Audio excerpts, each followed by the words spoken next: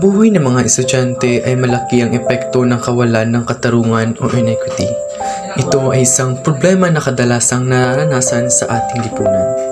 Sa pamamagitan ng inequity, may mga estudyante na nakakaranas ng hindi patas na pagtrato at oportunidad sa kanilang edukasyon.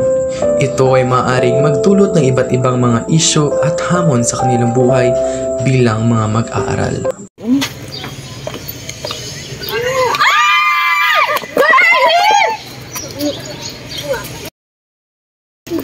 Oh my gosh, yes, of course. Oh my god.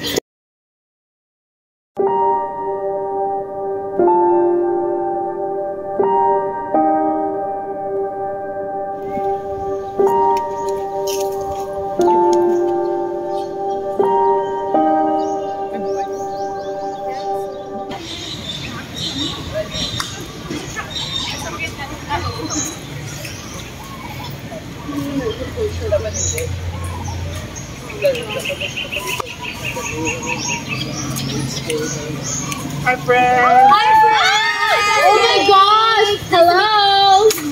Please, sit down. Kamusta yung pag-aaral? Uy, alam niyo ba, may scholarship ka ngayon? May scholarship ako ipapakita sa iyo.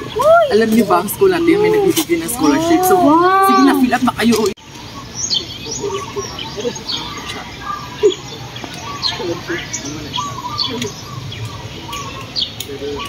Ito yung mga form ko, bilis. Thank you so much. Sige na. Ball pen.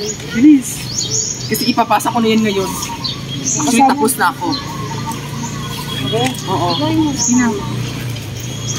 Pagkatapos nyo mag-fill up niyan, ibigay nyo lang sa akin. Kasi bigyan ko muna si Miguel ng form, ha? Roger? Oh, ano yun? Huwag mo siyang bigyan. Bakit? She doesn't belong here. What a poorly girl. Pasmit naman natin si Miguel, ha? Bakit ayaw bigyan? Hindi niya deserve. Dapat kasi hindi siya nag-enter dito sa school. Para lang sa mayayaman tong school. Pati ba siya nakapasok? Paano ba siya nakapasok dito? Diba? Sige, ipapasok ko na to eh. No, basta wag mo siyang bigyan. Sige. Okay, bye!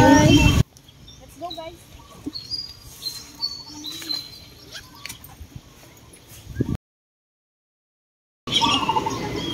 Hala, scholarship pala yun? Bakit di nila ako binigyan? Kaya naman nila yun kasi mayaman sila. Ako mahirap. Walang opportunity para sa scholarship. Ang unfair naman ang mundo.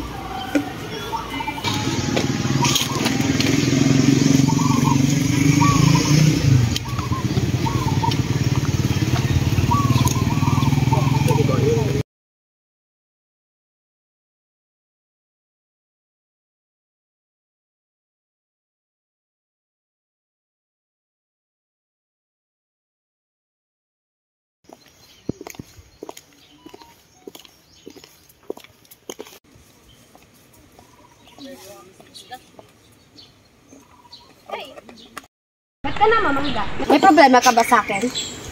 Kakasa ka ba? Paawa effect ka pa? Ito naman yung may kasalanan? Ano problema mo sa best friend ko?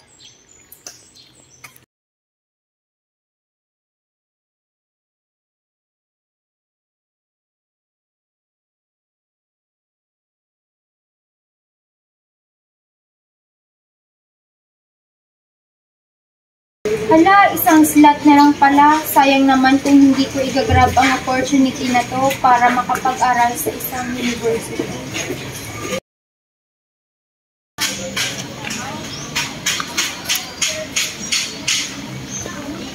Uy, te, alam mo ba?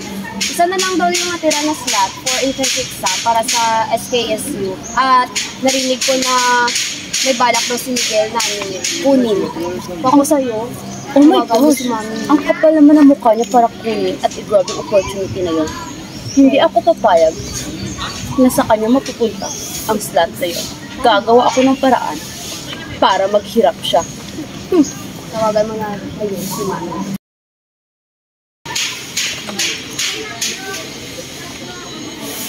Hello ma, kailangan ko ng pera ngayon. Ngayon na mismo. Kasi pupunta ako sa registrar para kunin yung slot na dapat ay kukunin ng isang kaklase namin. Okay, bye.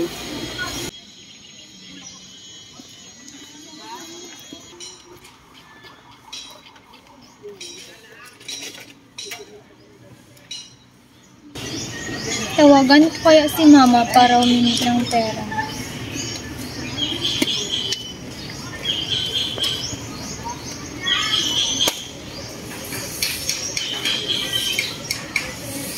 Hello, Ma? Pwede ba akong humingi ng pera para pangbayad ng entrance exam? Opo, Ma. 275 po. Ay, wala po kayong pera.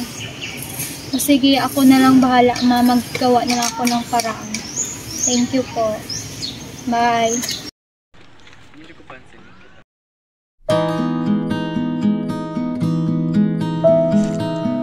Humanap ng paraan si Miguel para makalikom ng pera, ngunit habang siya ay nagtatrabaho, pumunta na sa Althea at siya ang unang bumayad at nakakuha ng slot dahil sa kanyang kakayahan na magkaroon agad ng pera.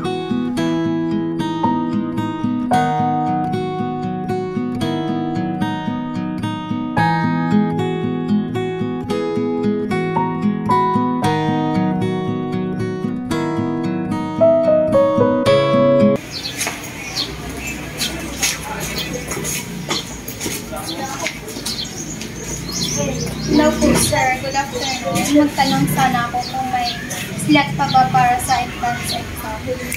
Gang, sorry gang ba, naubusan na ka ng slot dito kasi may mga dalawang estudyante na pumunta dito at sila yung nakakuha ng last na slot dito, gang.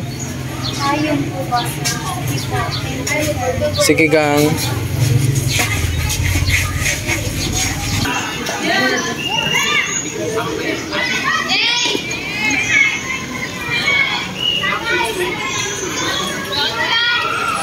May pera na sana ako pang bayad, ngunit wala nang slot. Ano ba yan?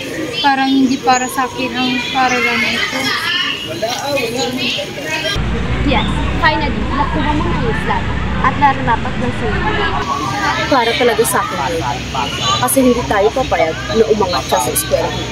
At dapat, para magkasama tayong dalawa. Let's go.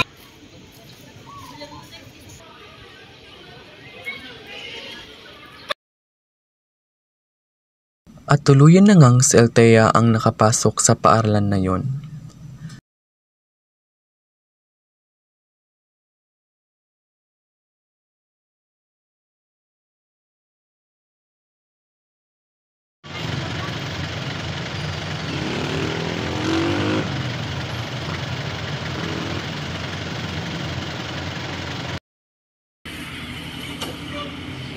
Hindi nakapagtapos si Althea ng pag-aaral dahil sa kapabayaan at nagsisi sa mga nagawang maling pagtato sa ibang tao. Kung alam natin sa sarili natin na tayo ay may kakayahan, huwag natin gawin itong paraan upang lamangan ang ibang tao, kundi tulungan ang mga nangangailangan sa simpleng tamang pagtrato lamang.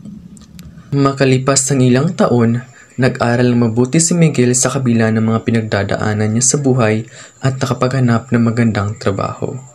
Kahit hindi man pantay-pantay ang pagtrato ng mundo sa kanya, hindi ito naging hadlang upang maabot niya ang kanyang mga pangarap sa buhay. Ngunit, ito ang kanyang naging inspirasyon upang mag-aral mabuti at makapagtapos. Isipin na lang natin palagi kahit marami mang tao ang ayaw sa iyo at hindi ka gusto, nandiyan naman palagi ang pamilya mo para tulungan ka at suportahan ka. Basta't maniniwala ka lang sa kakayahan mo at sarili mo, darating din ang panahon na para sa iyo. Sa mundong puno ng inequity, ang buhay ay isang labirintong misteryo lamang. May mga tao na mayaman at malaya habang ang iba'y naghihirap at nagdurusa. Sa bawat hakbang, may mga hadlang na humaharang. Ang mga oportunidad ay hindi pantay-pantay. Ang mga pangarap ay tila malayo. Sa mga taong nababalot ng kahirapan at kawalan ng pag-asa, hindi mawawala ang inequity na nagaganap sa ating mundo. Pero sa kabila nito, marami pa ding pag-asa na mahanap basta't magsusumikap ka lang at gawin itong armas sa mga pagsubok na ating kinakaharap.